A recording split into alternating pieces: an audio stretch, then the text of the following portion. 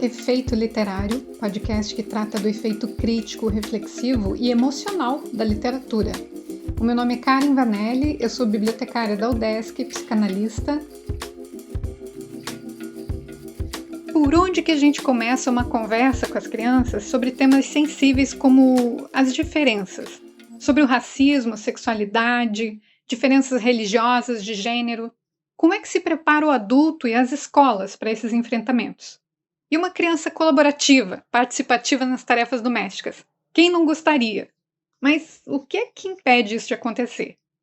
Essas e outras questões a gente vai abordar hoje nesse percurso, nesse bate-papo, que está cheio de dicas de livro, de comportamentos, de atitudes, de pensamentos que a gente pode ter para encarar as conversas desafiadoras com as crianças. Para a gente chegar em algumas dessas possibilidades é que eu chamei a doutora em educação, também formada em letras e pesquisadora aqui da UDESC, a professora Gabriela Dutra Carvalho, e também a advogada e educadora parental Vanessa Sêmola. Fica com a gente que o papo está muito rico.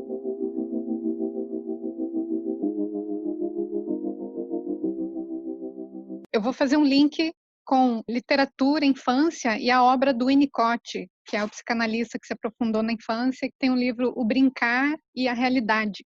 O Winnicott vai dizer que a partir do momento em que a gente se manifesta como célula, temos aí uma realidade que é interna e outra que é externa. Mas que para explicar a natureza humana é preciso considerar um terceiro campo, um campo transicional, um campo de transição. É onde a gente vai elaborando esse trânsito do que é interno para o externo e externo para o interno. Nas crianças, esse é o lugar da brincadeira, é o espaço da elaboração. Nos adultos vai vir a ser o lugar da fantasia, da ficcionalização. É nesse campo que a gente cria as narrativas, aquilo que a gente precisa nominar, mas ainda não sabe como, é ali que vai se dando o nosso treino psíquico. A gente vai assentando a informação que vai absorvendo do mundo, da nossa cultura. Por isso ele reforça muito que esse é o lugar da cultura. E em dado momento ele vai dizer que esse também é o lugar da literatura. A literatura enquanto uma brincadeira cognitiva, do faz de conta, do deslocamento. E aí, Gabriela, vou te chamar para conversa porque, além de você ser doutora em educação, também você é formada em letras. Então, para você, como é que é essa relação e essa potência da literatura, infância, de como a gente pode se aproximar da criança por essa via? Qualquer circunstância de vida, a literatura te proporciona um diálogo. E um diálogo lúdico, né? Porque você dialoga com a criança a respeito daquilo, você não impõe o teu ponto de vista, você ouve o que ela pensa também, né? A imaginação, aí nós vamos botar a Zilka Ziradello, que ela tem um trabalho belíssimo sobre literatura e imaginação, na área da literatura, é uma coisa. Eu, como sou da área de letras e da sexualidade, eu me encanto muito com a literatura e com o trabalho mediado pela literatura. Até no ensino médio, a literatura, eu acho que explica muita coisa, as obras clássicas. Esse lúdico que você fala é muito importante porque precisa entrar no campo da brincadeira, né? A literatura Sim. Precisa entrar aí como uma brincadeira cognitiva, de Com deslocamento da certeza. realidade. Se não for assim, não dá efeito, não dá efeito. E você, Vanessa, como é que percebe aí o uso da literatura, seja no teu trabalho como educadora parental ou mesmo na educação do teu filho? A literatura eu acho muito importante para a criança, porque a criança ela trabalha muito, principalmente na primeira infância, né? A partir dos 2, 3 anos que a criança começa a entender que ela é um ser diferente mesmo, que tem gosto diferente, que o momento da fome dela é diferente da mãe, que a mãe gosta diferente do que ele gosta, que a vontade é diferente. Voltando lá para a literatura, então é importante essa literatura, porque ela começa a identificar nas histórias situações que acontecem. E a criança ela trabalha muito por identificação. Ela associa, ela assimila muito por identificação. Então, as histórias, eu amo livro também aqui com o Enzo. Eu até fiz agora, cara, eu nem te contei isso, eu tenho que te mandar uma foto. Eu fiz eu fui catalogar os livros do Enzo. Foi brincar de bibliotecária. Fui brincar. E aí, o que que acontece? Eu vou usando para as fases que ele está passando. Você está fazendo biblioterapia, tá biblioterapeuta. Muito. Isso. E aí eu vou trabalhando através dos livros o que acontece com ele. E aí é muito interessante, porque no meio, isso é muito interessante as mães entenderem, porque no meio da história, filho, lembra daquele dia que aconteceu isso com você? E aí, além dele ler, primeiro ele começa a ler a história, você lê várias vezes aquela história, eles leem 10 vezes a mesma história, aí você lê, deixa ele ler ali e interpretar, do jeito que ele tá na cabecinha dele. Aí depois, com o tempo, você vai fazendo links com o que tá acontecendo. E o melhor, quando você passar por uma situação na vida, filho, lembra daquele livro que a gente leu? Lembra da historinha do fulano? Lembra do coelhinho tal? E aí, na hora, ele já... Opa, então aconteceu com ele. Como é que eu posso agir conforme lá aquele livro que aconteceu? E aquilo vai internalizando conceitos que não fica lá a mãe falando, Que não é sabe? palestra, é vivido, né? Esse é o trabalho que eu faço com a biblioterapia, é encontrar o livro que vai tratando a emoção do momento, né? Faço isso com adultos e a literatura infantil tem me fascinado muito, porque eu estou vivendo esse processo com o Francisco. Então, você vê o último vídeo do Dito e Feito Literário, que para quem não sabe, Dito e Feito tem canal no YouTube, né? Bora seguir. Eu criei uma playlist especial sobre literatura e criança, porque é muito efetivo. Porque ali você tem elementos, esses que a gente trabalha na biblioterapia ou na livroterapia, que é identificação, projeção, introjeção, catarse.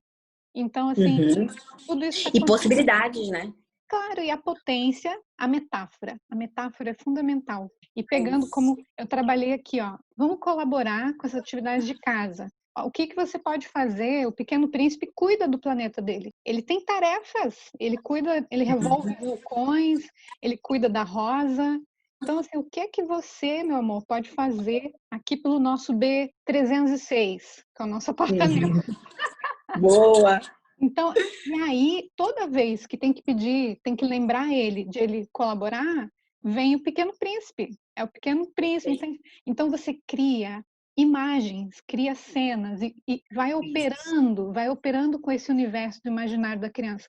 Isso é muito efetivo. É um recurso. Até porque a criança é muito visual, né? Ela precisa visualizar. Então, a gente falando é palavras ao vento para a criança.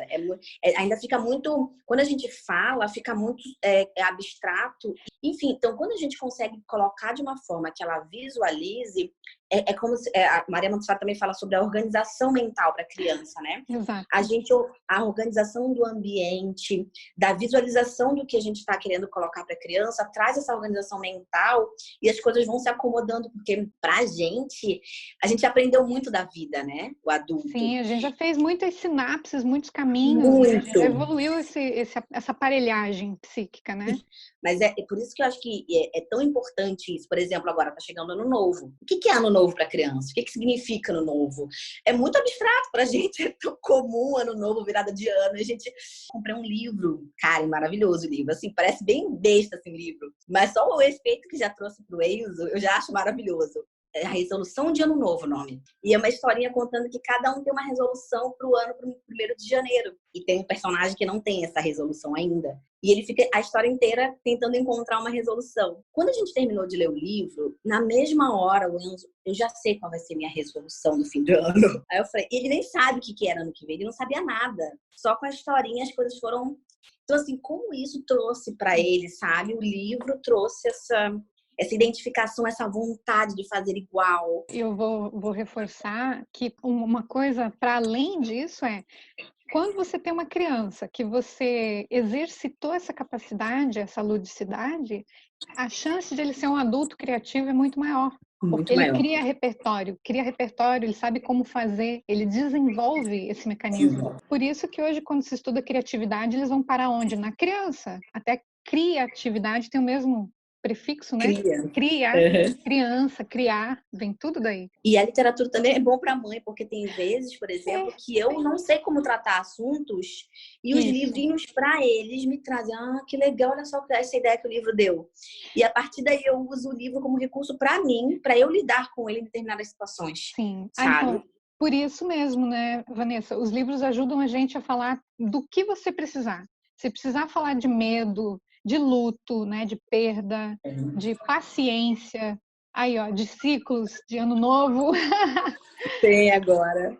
E Se você pesquisar, tem muito. Tem muita produção linda, sensível, tem muito blog, muito canal como o Dito e Feito que se ocupa de resenhar, de apresentar obras. Então, por exemplo, antes de comprar agora para Natal, para presentear, espia lá o Dito e Feito, tem uma playlist só com livros incríveis, livro para tratar as diferenças raciais. Tem um agora, Karen, que eu falo sobre... É o primeiro livro sobre constelação familiar para crianças. Eu achei interessante, assim, sabe? E eu queria dar uma lidinha antes, mas enfim, vou tentar ler mais sobre isso. Para vocês verem. Procura um canal no YouTube que tem a resenha, é a melhor coisa. A resenha é... Então, assim, é só para vocês verem que tem sobre todos os assuntos, né? Gabriela, eu sei que você tem um trabalho, você, o pessoal do Lab EduSex, da UDESC, tem um trabalho muito intenso com as escolas, com as professoras da rede básica de ensino, né? De que maneira a professora em sala de aula, ou mesmo a mãe em casa, porque a educação começa aí, podem trabalhar com a literatura para tratar desses temas? E se elas precisam ter algum cuidado com a idade, que cuidado é esse? Então, sobre as mais diversas temáticas existenciais, nós não temos idade para dialogar com a criança. O que nós temos é observar a idade para o nível de compreensão. Por exemplo, na questão da sexualidade, como nascem os bebês, a gente vai até que ponto que a criança vai compreender, tá? Então, nós temos que atender o nível de compreensão da criança. E uma das mais maravilhosas formas de dialogar com as crianças, tanto em casa, os pais, os educadores que têm filhos, ou adotados, ou sobrinhos, assim como nos espaços institucionais de aprendizagem, no caso das escolas, é por meio da literatura infantil. Porque une o quê? O lúdico, que é o prazeroso, a informação e a ciência. Daí nós temos bastante critérios de escolhas nessas obras. Porque, por exemplo, na questão da sexualidade, que é a minha área de pesquisa, eu não vou fazer uma abordagem por uma visão religiosa, porque nós sabemos que as nossas escolas, o nosso ensino é laico. Então, eu vou abordar a questão da sexualidade de acordo com o que a ciência propõe, entendeu? De uma forma prazerosa, de uma forma dialogada, de uma forma que a criança se interesse pelo assunto, assim como a questão do racismo, né? A questão da sexualidade, do racismo, questões ambientais, questão da morte, do medo, das configurações familiares, todos esses temas, nós temos presenças de obras literárias fantásticas que nos auxiliam a trabalhar com esses temas tão importantes no processo de construção de conhecimento, de maturidade e de valores, né? Dos teus filhos, dos teus alunos. E a escola, muitas vezes, é o único lugar que a criança tem para ser atendida sobre suas curiosidades, seus desejos. Porque muitas vezes em casa nem revista sequer tem. Então, o uso da biblioteca, o trabalho com leitura, escolhendo um determinado tema, é muito interessante, por meio da contação de história, da visualização de histórias, coisas com a internet, tem muitas histórias contadas por várias contadoras de histórias de nome aí. Exato. Eu imagino que sim, mas de que modo você acredita que, por exemplo, a literatura poderia se configurar uma estratégia antirracista nas escolas? Você conhece projetos, ações nesse sentido? Porque ela tem potencial, né? Não conheço só como tem uma ação nesse sentido. Eu vou falar, por meio da ação que eu disponibilizei agora, esse semestre que passou, eu dei um curso de formação na área de extensão denominado de Literatura Infanto-Juvenil, Gênero e Sexualidade na Infância. E um dos temas desse curso era sobre as relações étnico-raciais. Nós precisamos fazer com que as nossas crianças, principalmente as crianças negras, criem não desconstruam narrativas que já foram construídas, altamente preconceituosas, em consequência do racismo estrutural, mas que elas criem outras narrativas. E, para criar outras narrativas, elas têm que conviver com crianças também antirracistas. E, para isso, o trabalho na escola é muito importante. Nós temos uma série de obras que mostram que a cultura afro, a cultura do negro é tão linda e tão importante de ser valorizada como a cultura do alemão e do europeu.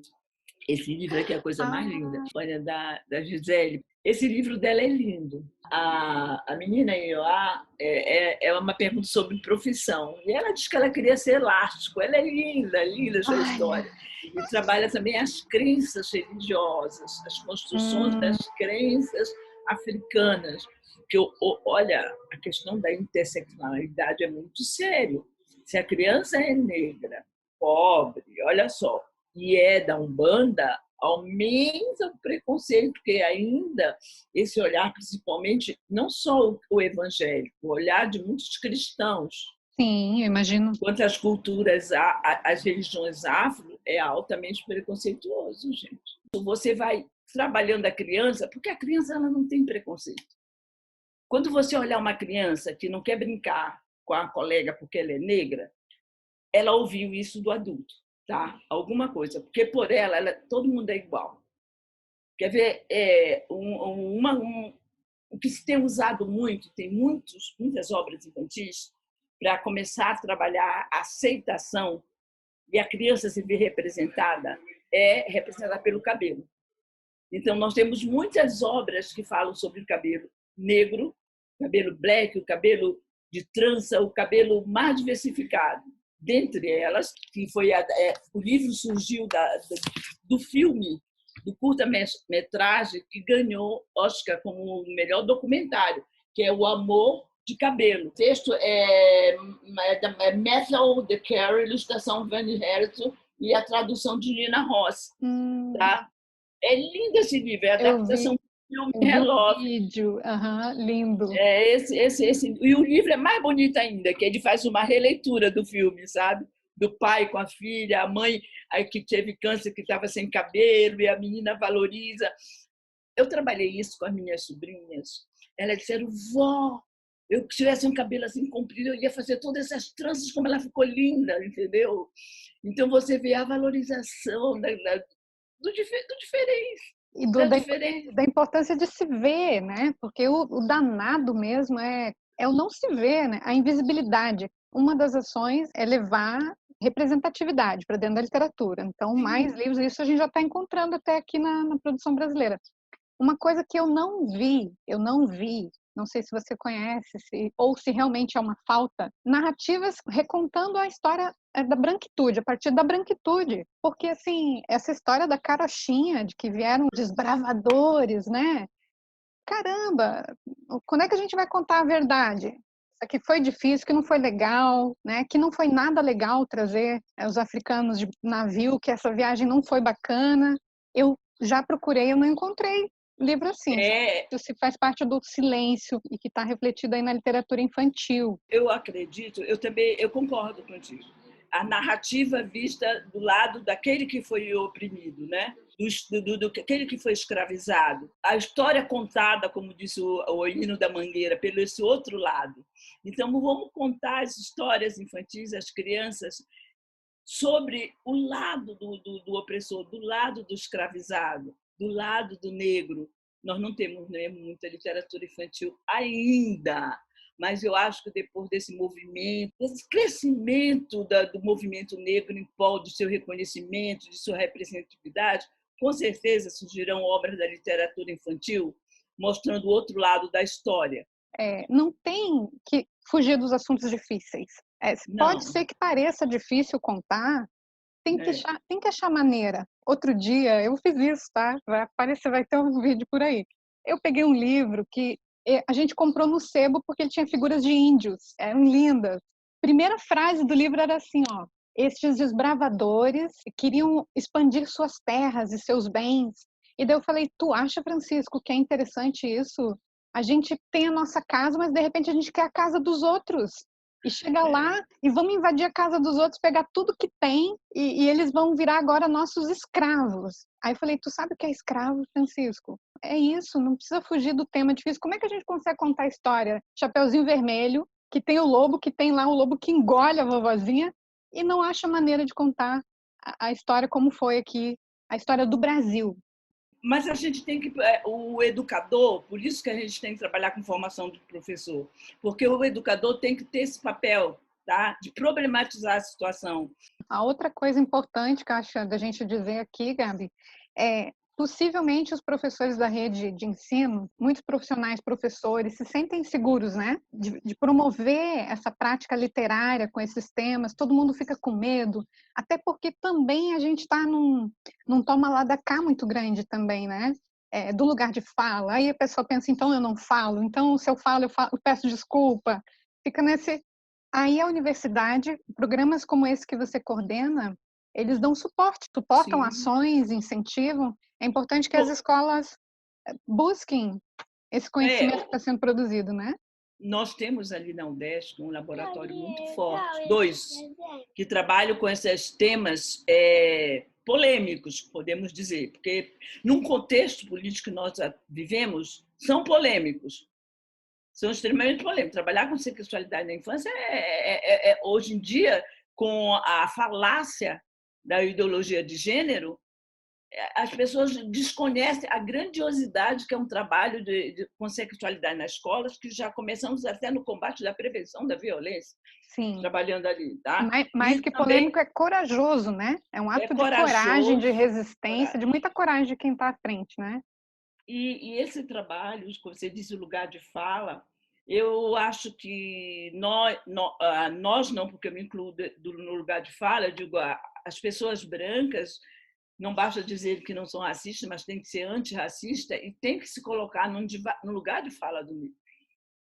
Tem que criar aquilo que eu te disse, uma política empática, de empatia. Eu me coloco no lugar do outro, vou estudar a história do outro. O que é o racismo estrutural? A Ludmila tem, como se fosse uma cartilha, aquele livro dela. Agora ela já disponibilizou online. Ganhou o Jabuti, você viu? Que lindo! E já tem online.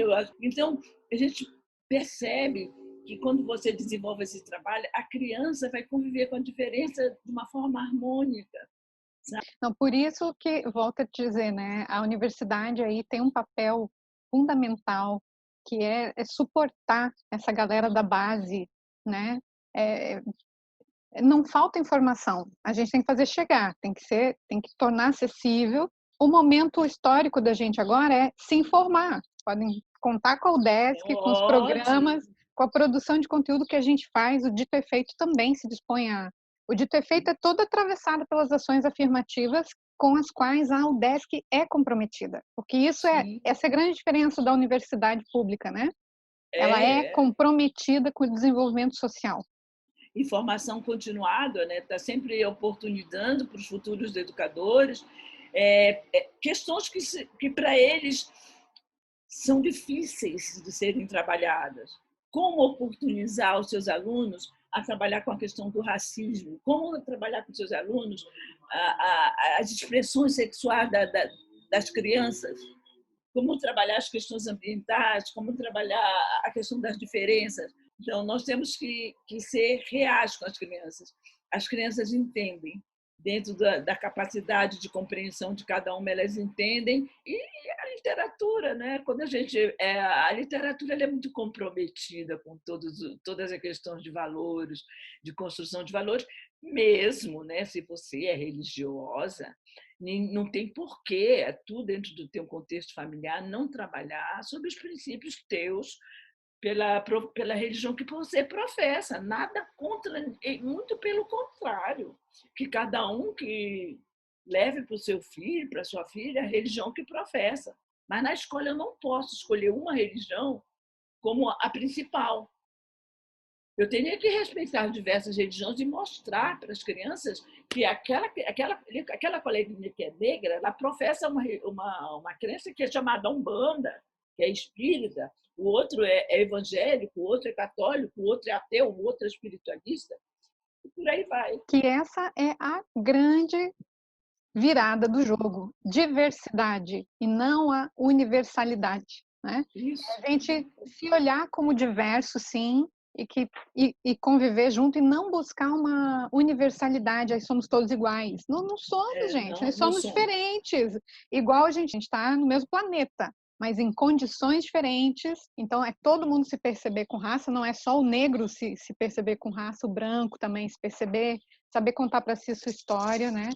As escolas municipais, as escolas estaduais, as particulares, têm a hora da leitura nas séries iniciais, na educação infantil. A EBNCC, ela tem dentro das propostas os trabalhos com os diversos gêneros textuais, e dentro desses gêneros textuais tem a contação de história, tá?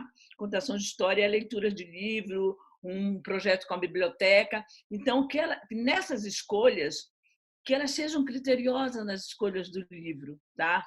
Que os livros eles abordem as diversas temáticas da vida humana, livros que orientem a criança a saber de onde elas vieram quando nasceram. Tem idade que dá para trabalhar isso perfeitamente, até porque tem uma época em que a criança pergunta muito porque a professora está grávida, a mãe está grávida. Livros que trabalhem a questão das diferentes configurações familiares. As famílias estão diferentes hoje em dia e a criança vai se identificar. Opa, eu tenho 2 pais, eu tenho 2 mães, eu tenho um pai e uma mãe, eu só tenho uma mãe, eu moro com a avó. Então, elas têm um livro lindo, que é Uma Família, Uma Família, Uma Família. Esse livro é maravilhoso para trabalhar. Que trabalha as questões das diferenças, o que é próprio de menino, o que é próprio de menino. O Príncipe Cinderela é lindo, ele que é o príncipe. Ela desconstrói a história da Cinderela, sabe? É bem bonito. Então, que coloque no seu projeto mensal livros que trabalhem com temáticas da realidade da criança, não é?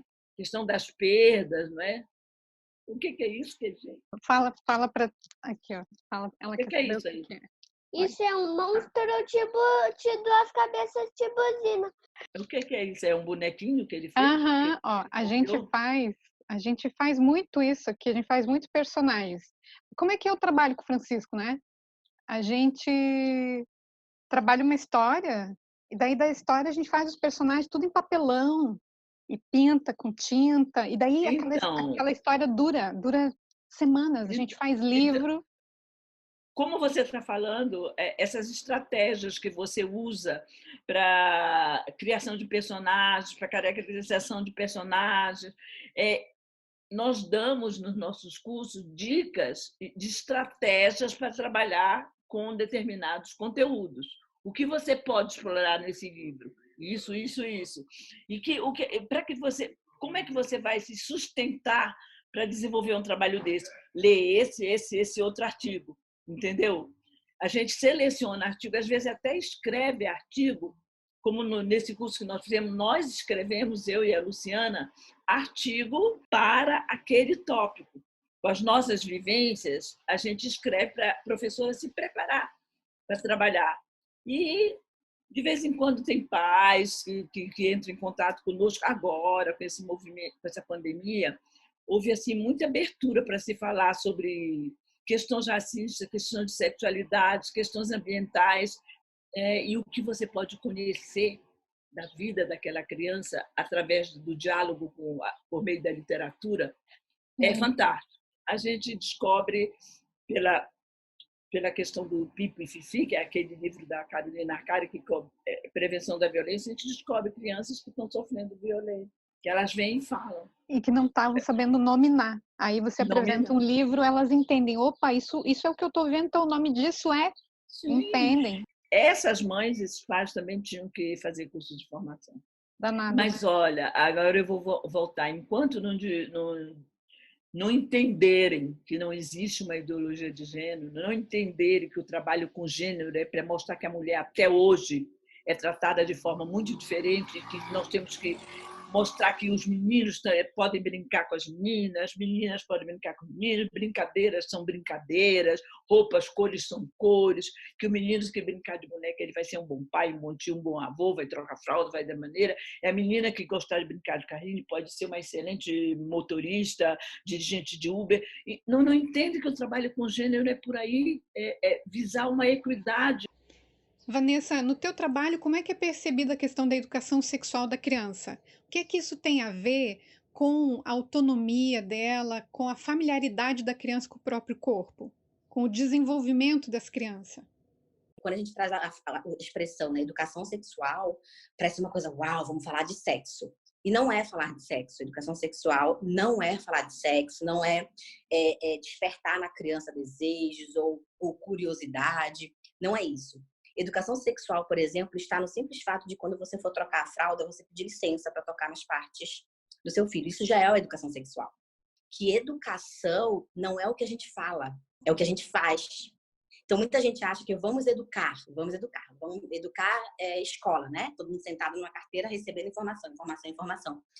Eu sempre digo que desde quando eu comecei a estudar, é uma coisa que eu sempre ouvi e que quando eu comecei a estudar, eu percebi que é a maior falácia de todas as frases paternas e maternas que a gente pode ter nessa vida. Que é faço o que eu digo, mas não faço o que eu faço. Então, assim, o que eu busco, o que eu quero falar com isso? Que a educação sexual está muito mais nesse fazer. Não é chegar e abraçando, porque a gente acha que a criança, por ela ser um ser dependente, e principalmente bebê que não fala, é como se fosse corrimão, sabe? Que todo mundo vai passando a mão. É como tá se fosse público. A própria Público. gestação, dá uma raiva isso, parece que é uma coisa barriga, pública. né? Não é, gente. A barriga, o bebê não é público, a criança não é pública. São coisas assim que a gente vai falando com a criança, vai fazendo com a criança e não vai colocando, né? Eu posso tocar em você? Eu tô com muita vontade de te abraçar. Você quer me dar um abraço também? E a gente vai convidando essa criança. E aí, desde quando nasce, a gente já pode fazer essa educação sexual como? Filho, agora a mamãe vai limpar você. Tá? Com licença, que a mamãe agora vai tirar sua roupinha. E isso até, inclusive, nos estudos de Pickler, fala não só para a educação sexual, mas para a criança entender o que está acontecendo com esse corpo, para ter essa conscientização corporal do que acontecer e até para ela virar um colaborador. Se você faz isso com o bebê desde muito pequenininho, o bebê ele começa a te ajudar. Na própria troca de fralda, a se vestir. Eu tenho um vídeo do Enzo com 9 meses. Ou seja, foram 9 meses aí trabalhando aquele aditivo, que é a vitamina D que pinga. Eu acho que com 9, 10 meses, a gente já batia o negócio, ele já sabia que vinha, que é o processo, na repetição. Eu batia para sacolejar lá o remédio, Isso. né? Aí ele já ria, que ele já sabia que vinha. E aí eu falava para ele, filho, olha só, agora uma vai pingar em você a gotinha, tá? Na mesma hora ele abria a boca. Abria. O Francisco também, a gente ia botar roupinha e ele já, o bracinho, a perninha, ele já esticava. Ele já esticava. Isso é uma maneira de ir dando consciência mesmo, né? E aí volta também para aquela pergunta de que qual é o momento de falar. Às vezes a gente quer fazer muito, né? Até a gente querer ensinar para a criança, a gente está fazendo por ela. Porque a gente deixa com que a gente tira a oportunidade dela descobrir. Então, assim, de respeitar a curiosidade dela, o momento em que ela tem a curiosidade, né? Em que ela tem a curiosidade, exato. Quando a gente chega e fala para a criança alguma coisa, sem ela nem ter perguntado, sem ela nem ter curiosidade, talvez a gente esteja colocando num momento inoportuno aquilo para ela. Então, por exemplo, eu nunca cheguei, agora deu 2 anos, agora vamos conversar sobre menstruação. Não. Eu deixei ele perguntar, pode ter sido com 1 ano e meio, pode ter sido com 2 anos e meio. Foi o momento que ele se deparou com aquilo ali e eu fui e expliquei. Então, assim, tem até um exemplo que é muito comum, Karen, que é muito importante a gente trazer aqui, é de uma criança que chegou para a mãe e perguntou assim, mamãe, o que é sexo? Uma criança de 10, acho que era 8 anos, 9, e ela falou, filha, sexo é quando a sementinha, blá, blá, blá. E depois de 1 hora lá de palestra da mãe, ela falou assim, tá, mãe, mas o que é que eu marco aqui? É sexo masculino ou feminino? Entende? Mesma coisa. Mamãe, o que é virgem? Filha, virgem, blá, blá, blá, blá, blá, blá, blá, blá. Tá, mas o que é isso aqui, olha, escrito? Extra virgem. Era o azeite. Então, assim, isso é para mostrar que às vezes a gente dá mais do que a criança pede. A gente quer nessa postura de educador, de ensinar. Então, assim, é de colocar também esse momento de respeitar, deixar a criança perguntar, deixar a criança elaborar um pouco. Sabe? E a gente não precisa saber de tudo, né? Ele me perguntou alguma coisa, eu falei, filho, eu não sei ainda como te responder isso. Dá um tempo pra mamãe pensar. E aí foi ótimo. Daí ele trouxe, sabe, pra gente. E aí eu falei, olha só o que ele já sabe. A minha resposta já foi a partir do que ele trouxe. Isso é perfeito se Entende? colocar, porque vai dizer sobre a nossa postura, não é se colocar como protagonista, não é hierarquizar a relação com a criança. Essa é a questão, né? E que é difícil não fazer. E aí, ainda sobre essa hierarquia, Vanessa, queria que você comentasse um pouquinho, porque todo mundo quer uma criança colaborativa em casa. Quem é que não quer uma criança que junta brinquedo, que já faz sua higiene, né? E isso não tem a ver, muitas vezes, não tem a ver com a capacidade ela tem, mas o que inibe? Para que a gente tenha uma criança colaborativa em casa, são 2 pontos que a gente tem que entender. Primeiro, é que nesse momento, enquanto criança, é o momento que a gente tem para a criança aprender para a gente. Porque hoje em dia a gente tem filho, a gente quer trabalhar para fazer dinheiro, porque tem que alimentar, porque tem que pagar a escola, porque tem um monte de coisa.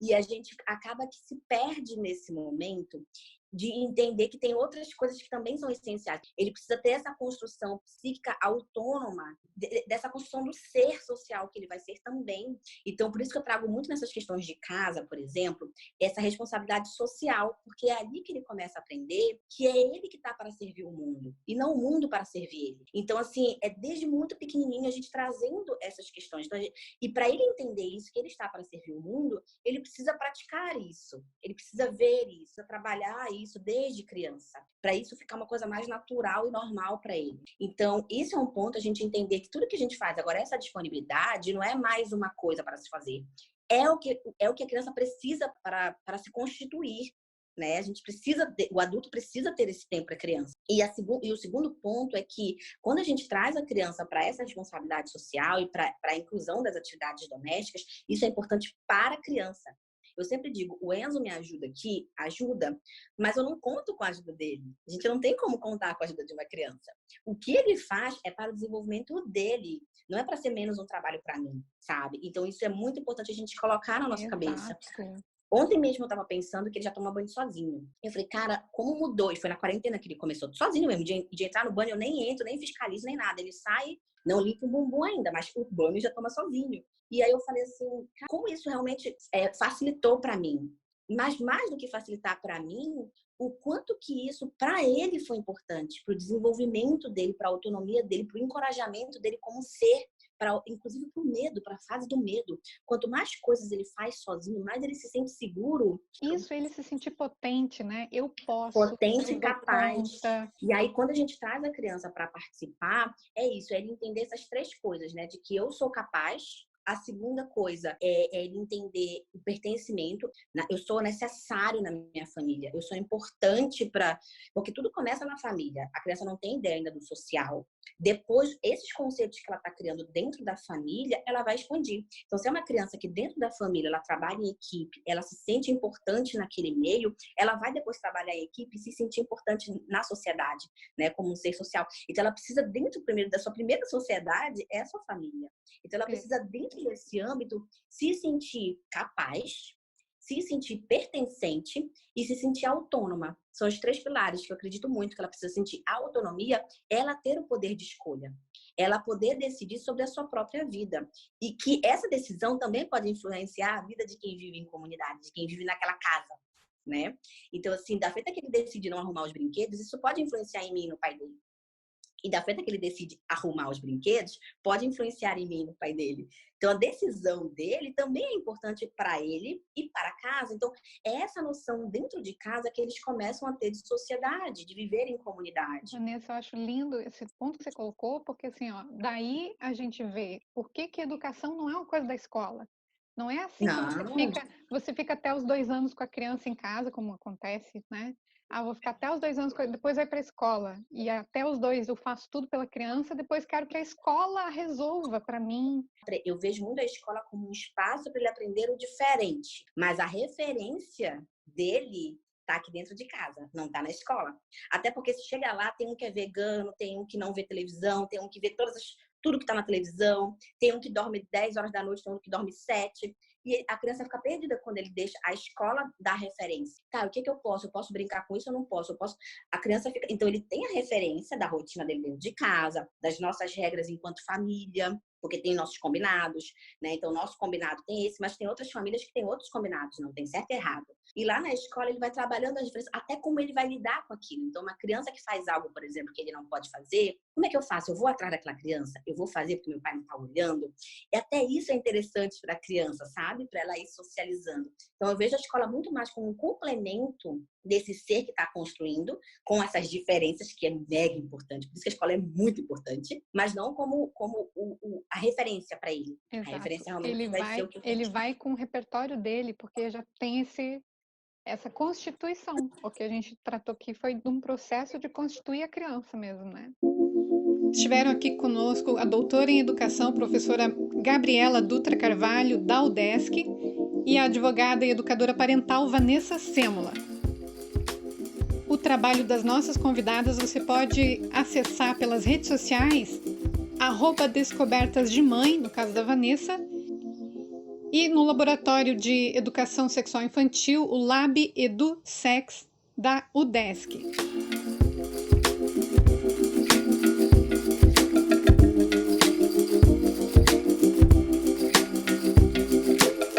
Esse foi mais um episódio do Dito Efeito Literário e a gente tratou sobre conversas desafiadoras com as crianças usando literatura. Siga o projeto de extensão Dito Efeito Literário nas redes sociais, no canal do YouTube e receba semanalmente conteúdo poético, literário. Forte abraço!